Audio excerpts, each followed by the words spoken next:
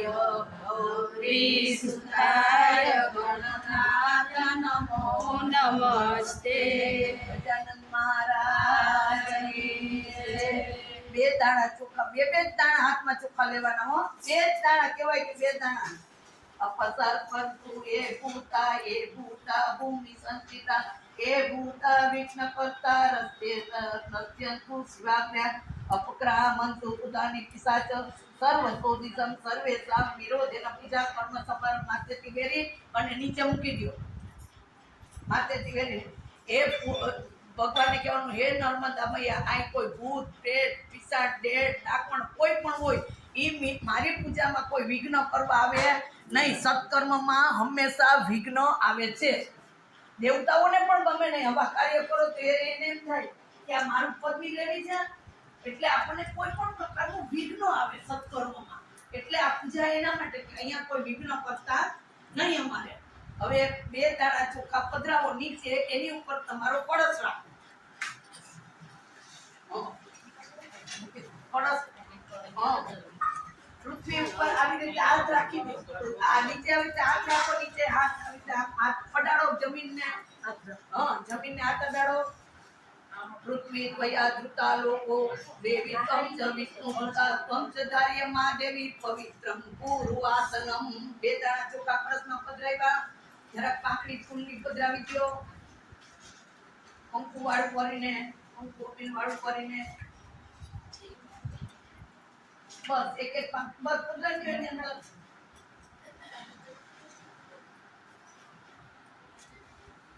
ચારે બાજુ ચાંદલા કરો પૂર્વે વેદાય નમઃ પશ્ચિમે સામવેદાય નમઃ ઉત્તરે અથર્વવેદાય નમઃ દક્ષિણે યજુર્વેદાય નમઃ મધ્યે પંચ ચોખા પધરાવ્યા એક એક સિક્કો પધરાવો જોઈએ પણ ન હોય તો કાંઈ વાંધો નહીં હો ઓકે સોનું પધરાવવાનું સોનું તો અત્યારે ક્યાં કળિયુગમાં તો હોય ને સોનું એટલે આપણે સિક્કો પધરાવવું પડે